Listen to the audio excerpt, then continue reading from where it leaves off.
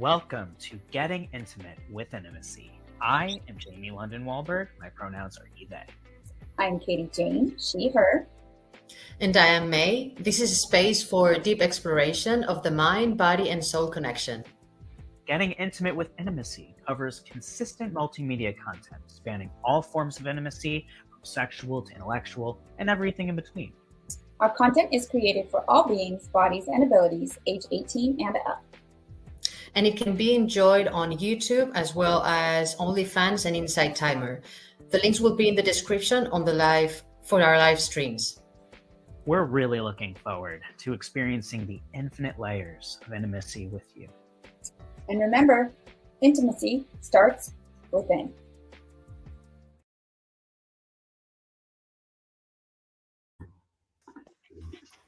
Namaste, everyone. Hello, hello. How are you doing? Welcome back. This is very exciting because today is a first for the GIWI Getting Intimate with Intimacy family. And we are here with our first ever deep dive episode on our previous episode, which is a deep dive on how does the balance of your feminine and masculine energies impact your intimacy. And this is going to allow us to expand on our dialogue and actually be able to respond to each other and to you in real time. My name is Jamie London Wahlberg, he, they pronouns. I'm Katie Jane, she, her. And I'm May. And we are here to get intimate with intimacy. Excited. Let's get into it. May, this was your topic and you rewatched the whole episode. Yes, Where do you want to start? What's inspiring you? So I wanted to open with something that came to me the other day as we were speaking. Very interesting and rather deep realization I had for a year ago or so about how my energy changes when I am with a man that I feel attracted to. I started noticing that something was different in how I perceived myself when I'm so much connected to my being. So it's nothing doing with discomfort that could happen in the past because I didn't understand myself properly and I didn't know how to read other people's energy. So I would put myself in situations that were very uncomfortable. But I realized that when I am with a man that I feel attracted to emotionally and sexually involves emotionally to me, 99% of the time, it was that it accentuates my feminine energy, whether I like it or not. It's not something that I can control. I started noticing that I felt softer. There is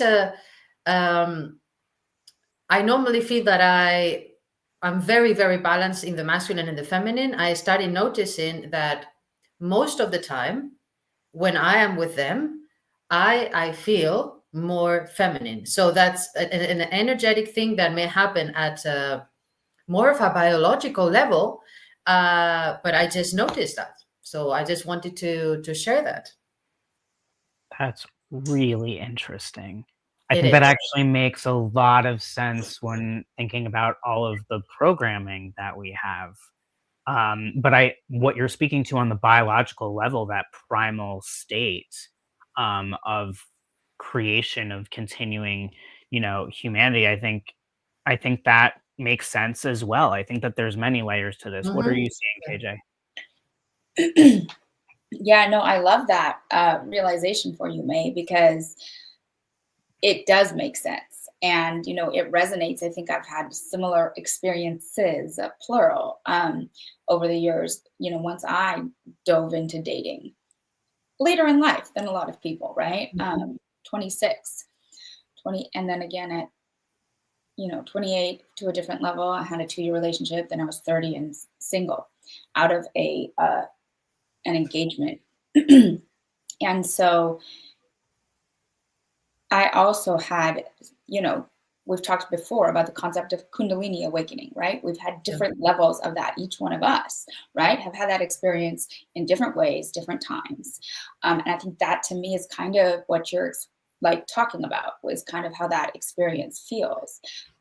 right? Maybe even like on a mini level, like not, I'm not saying you have a Kundalini awakening every time you go out with a guy, but it's that rising feminine energy that you're talking about, where it's just, you fall into that natural rhythm, and that's okay, right? Because that's how you were born as a woman, and you are feeling balanced by the masculine in the physical sense. In the 3D, you're in, you're having that experience. He's holding all of your, emotions and your femininity and bringing that out of you.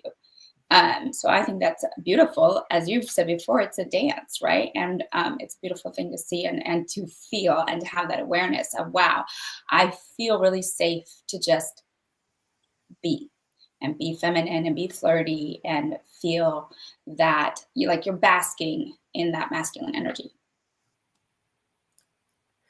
I have to say that sometimes I have not been so agreeing with it. There is also, I have noticed a part of me, this is not on a biological level, this is more of my personality level, that feels like, what's going on here? So I see the beauty of it and the naturalness of it, of course, and I enjoy it. And at the same time, there's a few moments where I've noticed and I'm like, why is this happening? And like, I don't necessarily want to feel so soft right now, or so in the need of his masculinity or whatever. Like, I can see this thing happening to me, and not necessarily me being in charge of this energy. So that at some moment has been a little bit challenging, because it was not really my preference. No big deal, but just observations. This is reminding me of something that you said last week, and I feel like the answer, in my perspective, is simple and not so simple, perhaps, right? Mm-hmm. So you were speaking to really enjoying physically from your perspective, and how you perceive masculinity, that you are attracted to, and correct me if I'm remembering this incorrectly. Yeah, no worries. But what I remember was you were speaking to physically, you are attracted to a masculine presenting man. Like, Yes, not super masculine, right. yes. But emotionally and mentally and spiritually, you were looking for someone who was really balanced in their femininity. Mhm. So what's actually happening is as simple as energy is always going to want to balance. Mhm. So if you want to feel more masculine, I would guess that you would want to be with someone who is very much balanced in their femininity in that way. So that way you can feel safe and that balance to take that lead. And if you are looking to let all of that go and allow your attraction to be what your attraction is, and to feel secure in however your feminine presents, that's also another option. In my perspective, one allows you to have a little bit more power than the other. And Yes. is this am I nail is resonating? There's a part of me that wanted to be like, am I nailing this right now? Absolutely, yeah. We're exploring this more deeply from all of our perspectives is wonderful. I have realized that there may be a biological pull in all of us in a certain way, predominant kind of way in general, but it cannot be denied that maybe energetically, on a human personality perspective, you may identify with that biological pull at times, and you may not. So my conclusion is, and for all the observations in the past 3 years in sexual, intimate, and romantic encounters, is that a man who's very balanced in the masculine and the feminine allows me easily to also move into the masculine and the feminine as I prefer. Mm-hmm. Otherwise, I feel very limited, very limited. Or if he's like very masculine, then I see myself getting into more of a feminine, too feminine for me at times, or too often, or too feminine. So no, I rather want him more like feel more like a switch. it would be in what we know, in the world that we know sexually. It would be more of like that, having the balance where you can switch a little bit from one to other, and neither of us has a problem with that. Absolutely. I love that. Well, that last part, exactly, because that's how I feel a lot of the time. And I want to come like back to that. But what I was thinking about while you're talking, May, is that we have choice. We can experience those feelings and be like, oh my God, not right now, or this is inconvenient, or this is not what I want with this person, right? You can have chemistry and not act on it. That happens. That's happened to me a lot because Scorpio things, and who I am an outgoing, warm person, right? I invite people to, come towards me, but that doesn't always mean that I'm up for, taking it any further than that. It's easy to be attracted to some people for some people, right? Or unexpectedly. And then you get to choose how you want to go forward, right? Either one direction or the other. Or maybe it's a chance to, enforce your own boundaries, right? Or put down some boundaries, or realize that you need boundaries. Like it's your body talking to you, and you get to have a choice because you are in control. Yeah, but you really have to be like both things that you're saying. If you're very much aware, and it's because we're diving very deep into this topic, but it's not that we are encouraging anyone to be obsessed about the masculine or the feminine and make a report on the person that they meet and try to, no, it's not about that. But if you're naturally drawn to exploring existence and energy, this is a very interesting topic. So someone who's going to match your energy, for many people who feel very feminine, they want also someone in general, I'm just talking in general, to match with the masculine, to compensate each other.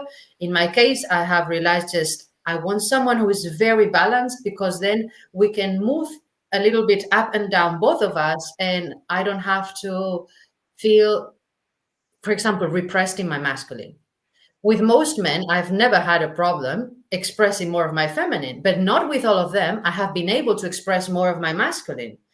And I don't want that. I want to be with someone who is able to embrace me in a more masculine or feminine expression. And for that, I'm afraid that he has to be very much at ease with and aware of both energies in himself, to be really open to play with them.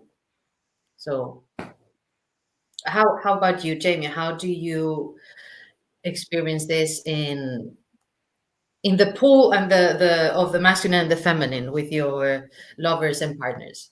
It's really interesting as I'm like listening to you and reflecting with myself. Mm. It's been admittedly a super long time since I've really thought about this Okay. for a number of reasons. Number one, just like not dating, but even in terms of just like hooking up, I feel like the key thing for me is that um well, number one, I'm always like attracted to what aligns with your energy, right? So how I always say that we all have a different balance of what that looks like. Mm. So if someone is authentically themselves and they're in whatever their energy is, then I'm probably going to be more attracted. It is true that I am much more attracted currently to masculine beings. Earlier years in my life, especially prior to my transition, and even in the early aspects of my transition, I would say that I definitely was thinking about this. I was very much thinking about and speaking in words of like, am I attracted to a masculine female or am I not? Like, Mhm. what is it that I'm sort of looking for? At this point, what I've understood is that I am attracted to masculinity Okay. from like, and I'm speaking really in language that just the majority of people listening to this are going to understand because Mm. that's what we're here to do. For me, I don't really sit and like think about this, but it is true that like for me, I'm definitely more attracted to masculinity. The way that that presents in is I would say with like a physical masculinity with men, male identified beings, masculine identified beings. When it comes to women, I'm usually more attracted to someone who is more traditionally feminine in Okay. presentation or androgyny. I'm like very attracted to androgyny, which then just sort of brings me back to my reflection on like being more attracted to them being masculine. But like that again looks so different for different people. Like I can't remember, KJ, you watched Perfect Match, right? Did you watch? Yes. Okay. So I'm blanking on his name right now, but he's like very masculine in a lot of ways, but he wears nail polish and he wears it well. Like I'm totally blanking. I'm pretty sure. I'm blanking on the movie at the moment. I know I watched it, but Yeah. sure. So no, I'm referring to the show. It's a dating series. But anyway, the point is that like there's not a part of me that looks at him and says he's really feminine purely because like he's wearing nail polish. Now on other people, it may be accentuated in perspective based on whatever the rest of their balance is, right? So like everything about him is like traditionally very masculine and then he wears nail polish. So it's like it's a different thing, but there are certain things that I'm attracted to or not. But like again, like this is just it's kind of blowing my mind. Like to me, it's a victory to come to this space where I just don't care. And what's also really interesting is I don't it doesn't relate to me at all. I'm not interested in someone being masculine or feminine because of how I'm presenting. I could care less. That's not something I think about. Right. Good, of course.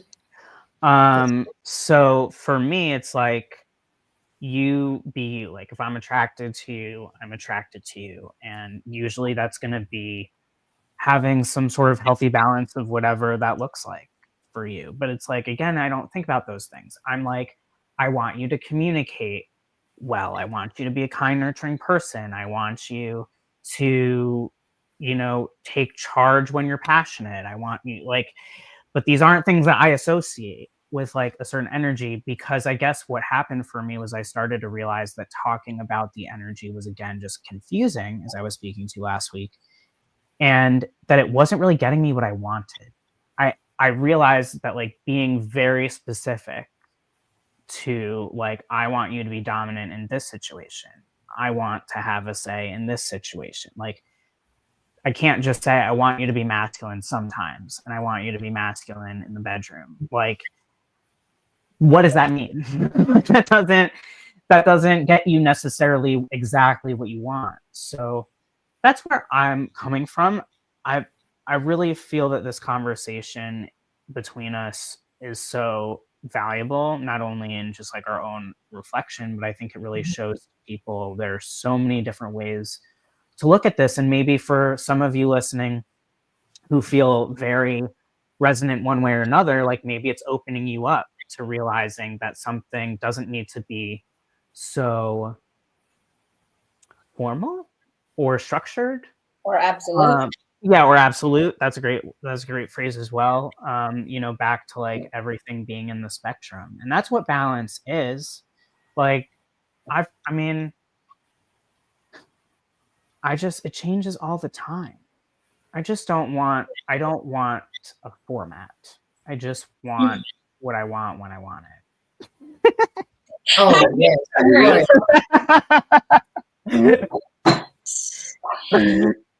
But also, Yeah. How are you feeling about this, KJ? Well, I'm just thinking back to what May said earlier about that play, about that balance, about the switch. Yeah, I think that's what a lot of us really want, right? Just to be able to go with the flow, see where the mood takes you, and to have that reflected, honored, and accepted and played with the partner as well.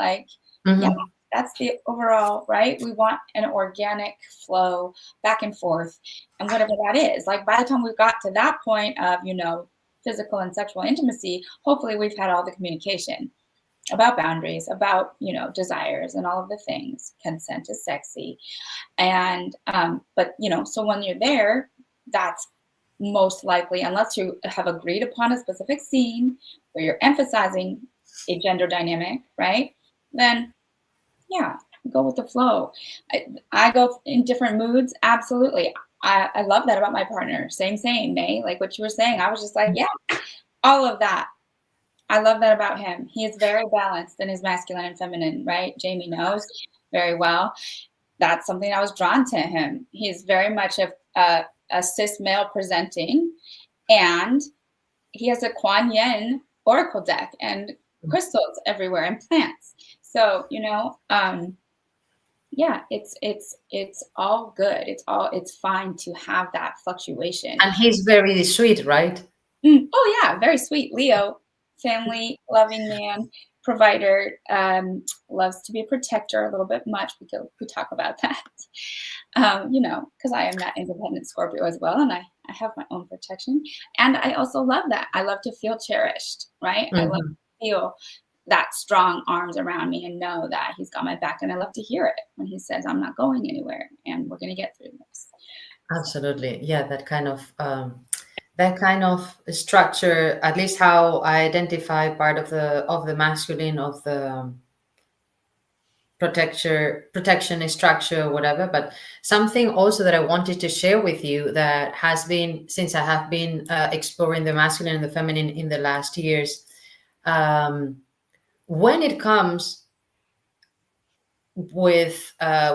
to the domination aspect of an encounter, whatever domination means to anyone, of course, with respect and consent, whatever everybody has in mind. But of course, in the beginning, I used to associate this with masculinity, and at some point, it was not so clear to me anymore. And I'm still reflecting and observing it and everything. It's very interesting. It's powerful to keep observing. Like I said, all of this changes all the time as we choose to identify or let go of certain identifiers. And, you know, I mean, there are female dominatrix and they're very dominant, and that's their profession and that's what brings them joy. And man, I love listening to interviews with them sharing their stories, like on podcasts. Those. Yeah, 100%. KJ and I have been told by multiple different partners in the past that I would be good at that. Oh, I could totally see you being good at that, especially because of aftercare. Yeah. I think that what it comes down to is we want to feel safe and secure in who we are and how we're expressing. And we want to be attracted to the people that we're connecting with. And this isn't just about erotic, right? When we have friends, we're attracted. When we have family, we're attracted. It's a different type of attraction. But you're attracted emotionally, mentally, energetically, right? You know, there's other ways to be intimate. And I know that we've focused a lot initially in this conversation and in the, you know, sexual and physical, which is important, you know, and also there's many layers to this, right? Like with how you started this, May, it doesn't stop at the physical. That's actually where you're getting activated in your experiences, is because of the emotional and mental and spiritual component. And I think one of the many things that I've been thinking about a lot lately when it comes to ethical non-monogamy and polyamory is this idea of how would I feel about having different partners of different energies and ways of presenting? Would that be something that would resonate and fulfill me, right? As opposed to necessarily anticipating all of that from one being, which one can get. And also, you know, spreading that that out, I was like, wow, this is an interesting thought exercise. And the reality is I won't really know, as I've not, until I do it, not had that experience. But what it brings up, for me, is the awareness that I do need that balance in my circle, in my Mm-hmm. inner circle of people that I communicate with. Um, in the same way of, like, it reminds me of something, KJ, that you've spoken to a couple times. I think you brought it up last week as well, about being the sister with all of these brothers, and like that energy, and also just the energy within in the cult itself being like super masculine, and like how that impacted your reflection within yourself. And it's sort of like, you know, it's how I've expressed to both of you, and we've talked about on here as well. Like, when I started to transition, my dynamics with every single, whether they meant to or not, every single feminine being in my life, especially women, our dynamics changed even just a little bit. And Okay, it makes was sense. it was autopilot. And I feel like I actually get a huge pass because I'm queer. And so I can pass off, if I need to, as the queer bestie, in that way. And so I do get access to certain things still that I once would, but it's still different. There are very few people, who I feel like I actually don't think anybody, like, my dynamic hasn't changed.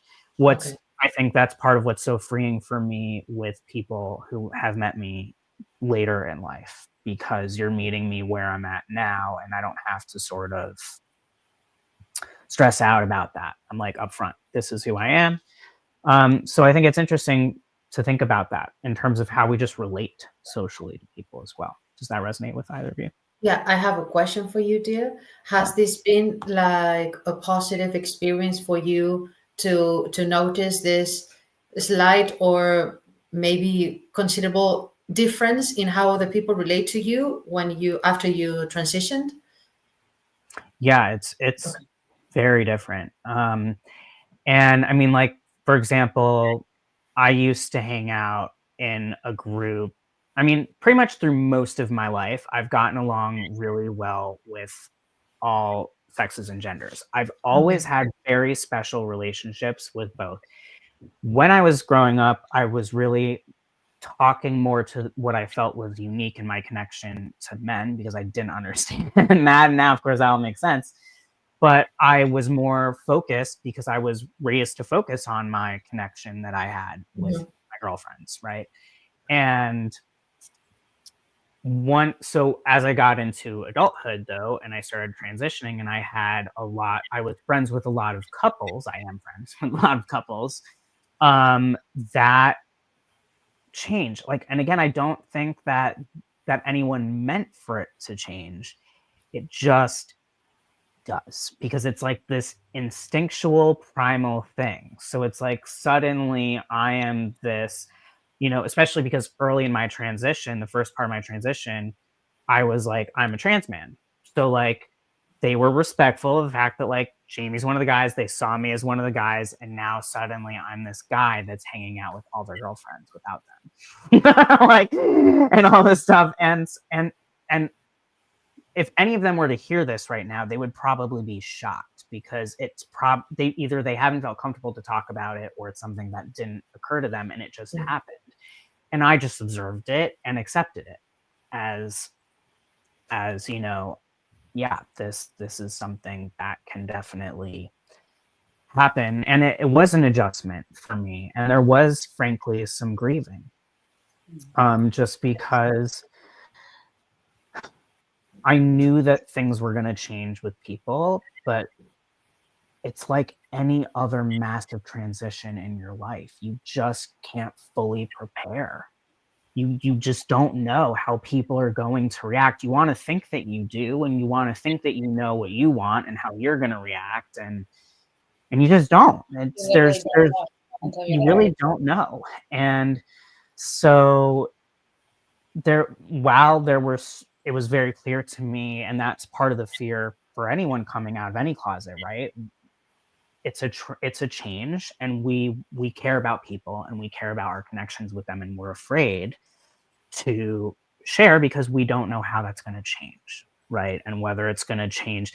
And a lot of these changes weren't necessarily like negative changes. They were just things that were different and noticeable for me, and things that I didn't really feel like at the time, certainly I didn't know how to address it or what to do about it. Omega has a question for me. Can Jamie elaborate a bit on when they decided to embrace their full self and when they decided that was the thing to do? I will rope it into what we're talking about really quickly, but we'll definitely do an episode or several on gender and all of that. We have to do one about if we want to, but we have that as a very special and very, very deep, interesting topic there. Yeah, no, we'll get into it, but yes, I can definitely touch upon it in relationship to the topic because it relates, and I do think it relates to what we're talking about right now.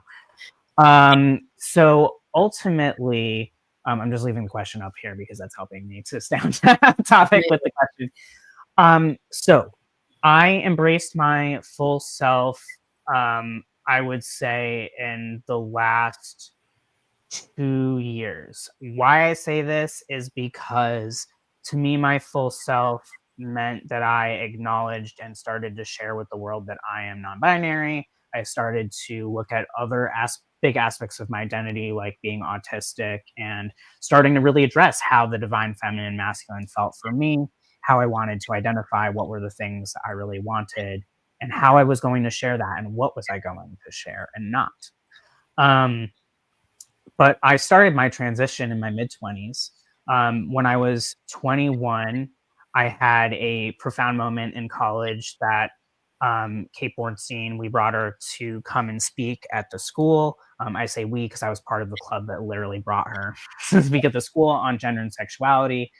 And it blew my mind. It was the first time ever that I questioned my gender.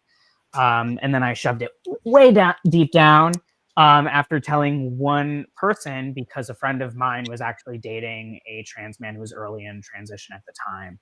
And I basically felt, I just felt so scared. At the time, I was dating someone who was hyper feminizing me. And it was this really big clash of, I'm in love with you, people pleaser at the time, all of this stuff. So I was doing what was necessary, and it's been a pattern that I've now transmuted throughout my life with the masculine and feminine, that I've realized in part through our conversations in these episodes, is really that I was willing to do what was necessary to stay with the person that I was in love with, and I wanted to be loved. And so I was playing with the divine masculine, divine feminine in whatever way, because that wasn't even the end goal for me. It didn't matter because I was happiest with that person.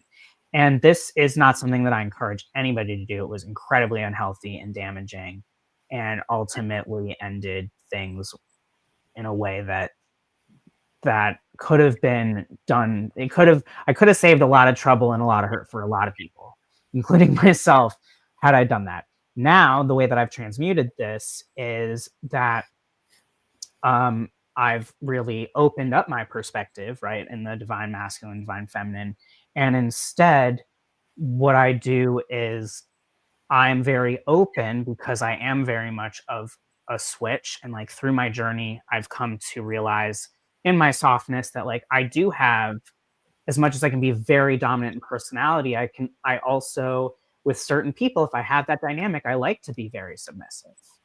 And that can present in a lot of ways. That can present in friendships, that can present, in certain situations where I just like don't feel like leading because I'm tired, or, whatever the case may be.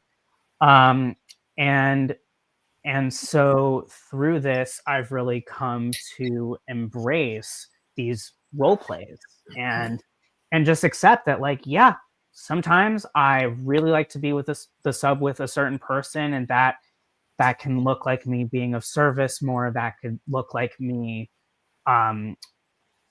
choosing to be more agreeable in something that we're going to do, or the way that we're going to do something just in day-to-day life. You know, it can present a lot of different ways, but I never feel trapped in it.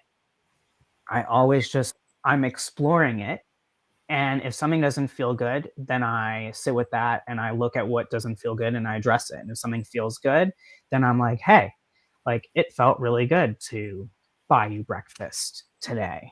And like, you know, just like as an example. So embracing my full self, by the time I started to transition through, it's really taken me a decade to get from when I started to question all of these things and actually start transitioning, to a decade to really start to feel very solid in my physical, mental, emotional, and spiritual.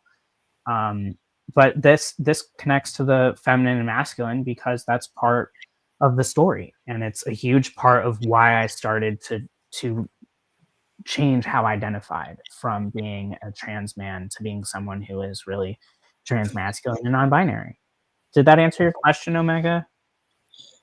Hopefully, at least slightly. Yeah, I know that I sort of shoved over it, but I don't want to take over the whole No, conversation. no. Someone I, that I want to take the opportunity to say how much I admire you and any trans person. It takes so much courage. I think most humans do not realize how much courage it takes to go through that process, and how admirable you are, dear. thank All you. of you, and Yes, I thank God, second and that. thank God that you take the courage to do that transition, so that people not only see that if they have to do that, they do it, but also, like, where is the limit when we really feel that we have to do something because there is a very strong pull from our core self to do something. We can go through anything and we can do it. We just, if we even had the love and the support of humanity, what could we not do, and how could we not thrive and rise? But my point is, dear, thank you so much, because you are such a great example of the human potential. Thank you. That means a lot to me. Of And it course. means a lot to me, Omega, that this landed for you. Gave a couple of really inspiring comments. And I want to say, Omega, like it takes a lot of courage to come into a random live stream, um, you know, and share these thoughts. And it's something that we need. We need more of masculine beings on this earth to say, I'm scared to show my divine feminine because, you know, I don't want to lose friends. I don't want people to see me as one way or another. You know, you want to be embraced. We all want to be embraced for who we are. And so I'm so grateful this brings you hope, and that this brought you a lot of what you needed. And also more male I resonating. want to say to Omega, at least from the female perspective, I don't know if there's something deeper than that, but I have to say, and I do this very often with men.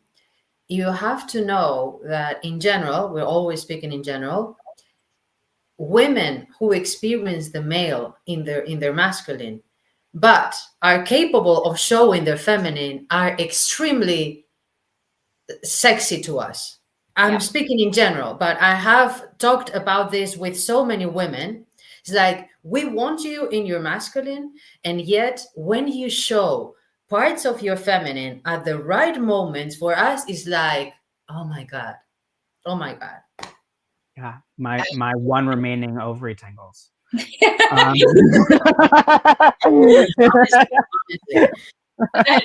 I just wanted to say, Jamie, yeah, when you were talking, which I loved your answer and like the way that you tied it in and so graciously took time to answer Omega's question. We appreciate that. Thank you. And it was definitely bringing up like our recent conversation about how does courage help build intimacy? You know, so if you're just watching, we go back to our page and find the episode about courage. It was just a little bit ago. And yes, everything that we're talking about, it takes courage to build that intimacy with yourself, to know, right, to want to do the exploration. And also what was coming to mind was this aspect of curiosity, which leads into playfulness, right? And for you, Jamie, you were talking about all of this curiosity, right? And the fact that you transitioned and now things have changed drastically in your feelings and even your awareness of masculine and versus feminine, or masculine and femininity, right? And just the fluidity of it, right? Like you embody what's right for you in the moment, and we love that.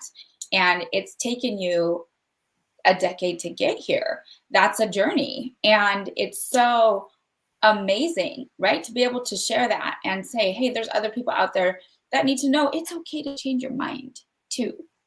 And it's okay that And to things, doubt. your body changes, your attraction changes, all of the things, but that's a continued journey of that commitment to intimacy with yourself and to the curiosity and to the playfulness and allowing. So I just am loving the conversation. Yeah, thank you, Katie. Yeah. Welcome, Omega. It's so wonderful Yes, that you found us thank today. you. I also wanted to, in relation to this topic, add that I'm just going to share briefly that I had to, nothing compared to Jamie's transition, but I had to go through myself something dealing with the masculine and the feminine in the physical body. And so I'm not in general interested in talking about this, but since we're doing this, I think the whole point of what we're doing, the three of us, is really getting very raw, very honest, very transparent, and very vulnerable with people so that they know it's also safe for them to do the same. That is not going to prevent anyone from judging you or maybe insulting you or whatever, but how powerful it is when you fully embrace yourself and get yourself in the world to see to allow the world to see who you truly are, how powerful and wonderful that is, regardless of what other people think or say. I had one of my breasts removed last year, and that forced me, in a way, to come closer to my concept of masculine and feminine, my femininity, my masculinity. How is that now going to affect my sexual relationships, for obvious reasons and everything? And I don't want to get, that's a very long conversation that we could have. But today I just wanted to share that someone is always going to, at least one person in this world, at least one, is going to love you exactly as you are. I never thought that I could hear someone say that now with just one breast, and I know this person to know how they were not lying or making this up, because I feel that very easily on people, even when they're trying to be polite or whatever. He said, it just makes you, he said, I cannot explain to you how this now makes you more of the unique being and how attractive that feels to me. And I thought before the surgery that someone who would love me anyway. But I never crossed my mind that someone could find me more attractive because of that. So that's something that I want to put here in this video for anyone who's doubting whether they are too masculine or too feminine or too weird or too whatever. Firstly, please take the time to accept yourself and love yourself as you are, and also have the trust there's at least one person in the world who's going to find you exquisite as you are, as weird and unique and wonderful and whatever as you are, forgetting about any social norms of what is normal and not normal and too masculine, too feminine, whatever. Yeah. So powerful. It is powerful.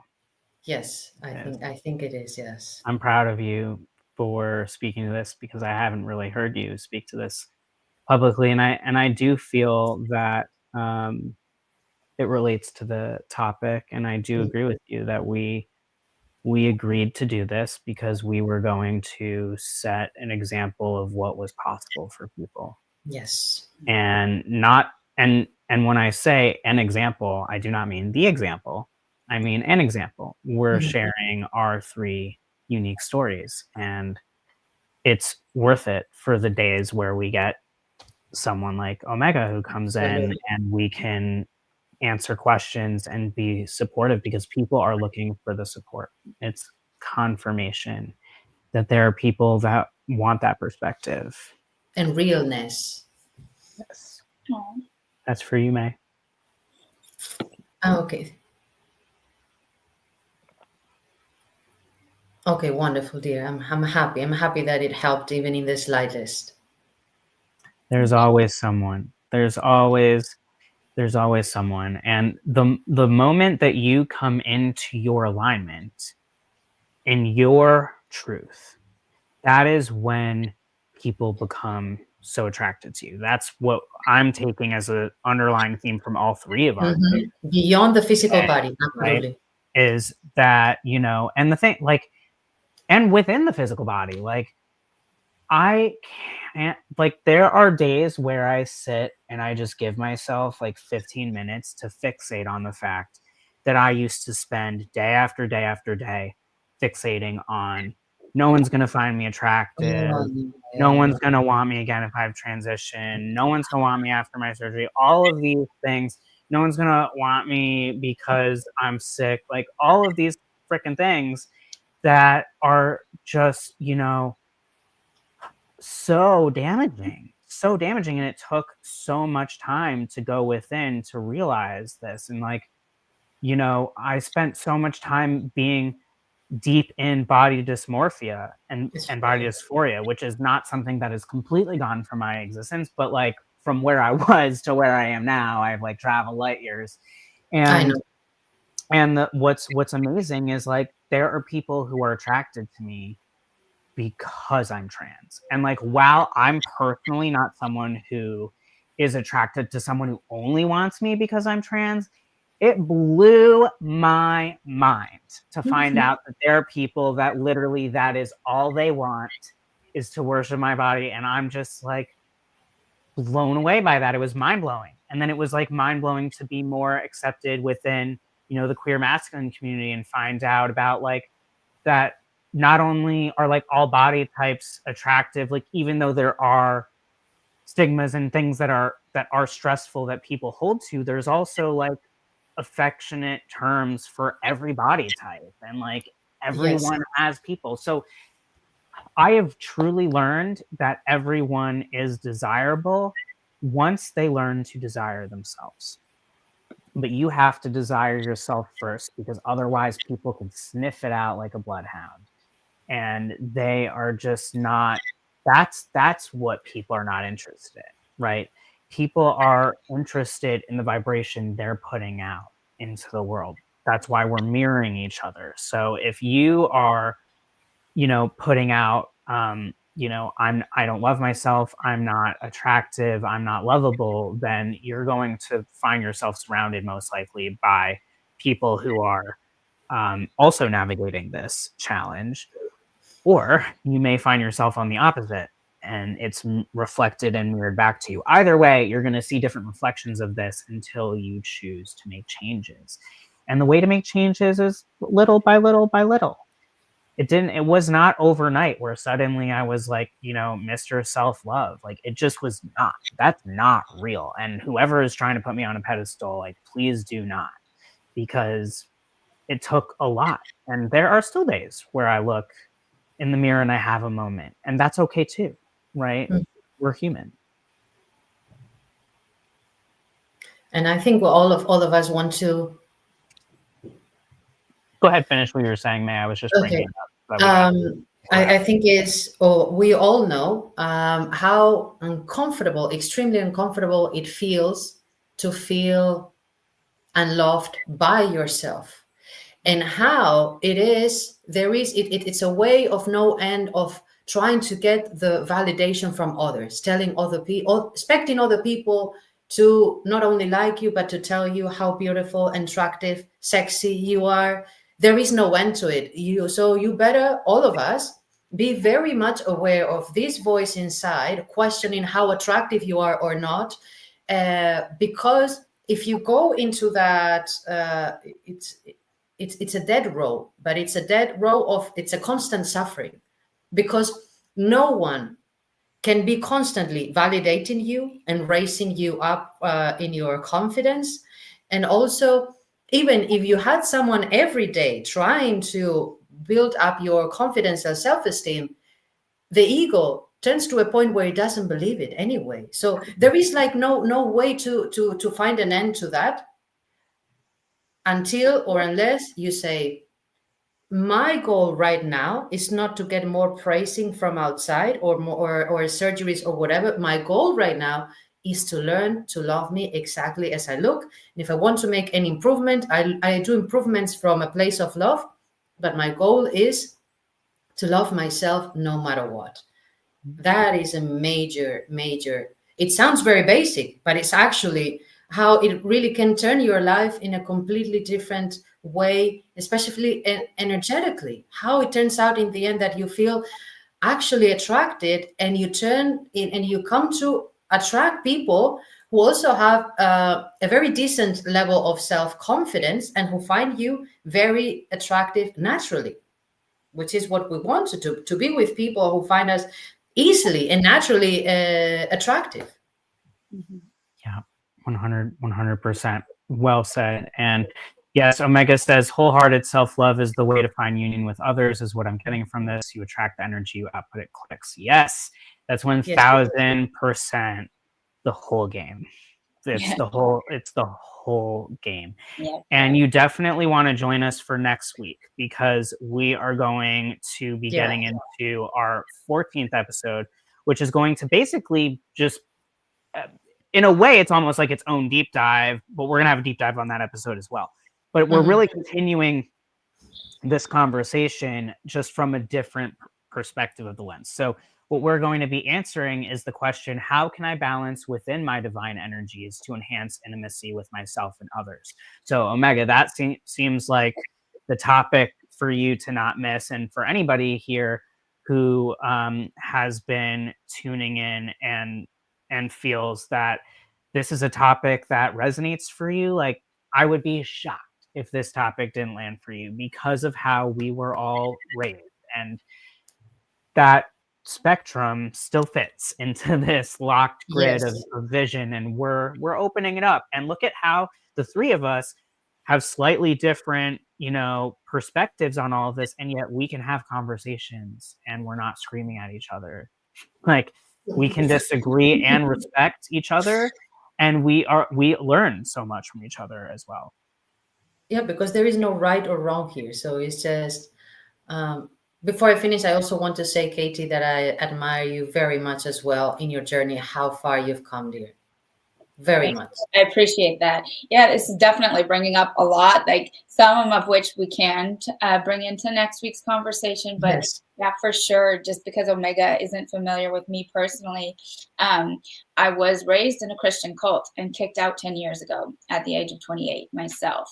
And I was the only girl out of 4 brothers. So I'm number 4 out of 5 in that lineup. And they're significantly older than me.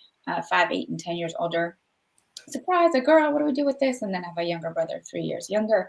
And I had also a lot of body dysmorphia and gender dysmorphia. I'm feeling like I should have been born masculine, right? And then a lot of shame around my femininity, which you wouldn't know now because here I am with half my head shaved. But it's been a journey. And I also just wanted to touch on what this was reminding me of. Is that, May, I love your hair, and I've shaved my head shorter than that twice now, again, in my journey of self-discovery. Yeah. 6, 7, 8 years. And it's so freeing. And I was shocked when I did it. It was just because I was tired of what I already had going on with my hair. I had done some funky, I only had hair on the, top of my head, like a phone. And when it grew out, it was funky. So I shaved it off in 2018 for the first time. And I was literally blown away at all of the sincere compliments that I got from women. And I wasn't even like fully comfortable in my bisexuality at that point, or maybe I was just easing into it. And it was just, I did it for me. And it was so freeing. It honestly was freeing. First of all, I don't have hair to worry about. Easy, right, May? but it was also just a massive boost of confidence just in the attention that I unwittingly attracted. But it was because I was standing in my power. I said, I know this is going to be controversial, and I don't give up. Exactly, because it activates some part of you that was not there before, and now some Yeah, and slight it turns out strange. this is a key person, part of my personality. You both know I grew my hair out long, and I recently started shaving it again. And it's all, our expression can be fluid and fun. And for those also who live their lives from a spiritual perspective, like the three of us, when you allow yourself to go into the unknown of there is a more authentic expression of me, but I'm not sure if I'm going to dare to go there or not. When you do get there, there's always a confirmation from outside about how attractive you are. And for me, now I started to realize like how that is a reminder of God about how beautiful and wonderful you are. And please keep on being this in this world, because this is what is really needed. So for me, it's like that person is like a messenger from God to approve of the truest expression of you. So that even if it's just one person, for me, that's like a beautiful confirmation. It's a symbolic thing, but it's a beautiful thing. Absolutely. I think that's a perfect way for us to end. We could Yeah. definitely talk about this more, but we'll have an opportunity to really expand upon this even further in the next 2 Absolutely. episodes. And we hope that you will all join us. We had a link scrolling down, but I always forget to tell you all we have show notes now. So you can go in the show notes and just get all the links, follow us on all the platforms that resonate, and check into all the content. We're starting to release some really cool things and talking about something very exciting that we will share with all of you very soon, probably by the end of the month or next month. So keep on watching. We look forward to seeing you again next Tuesday, 11:30 a.m. MST, 1:30 p.m. EST, 7:30 p.m. CET, and wherever you are in the world, please subscribe so that way you get notified. Click that little bell so that way you remember to see us next time. And remember, intimacy starts within. Namaste, everyone. Be well. We love you. Bye.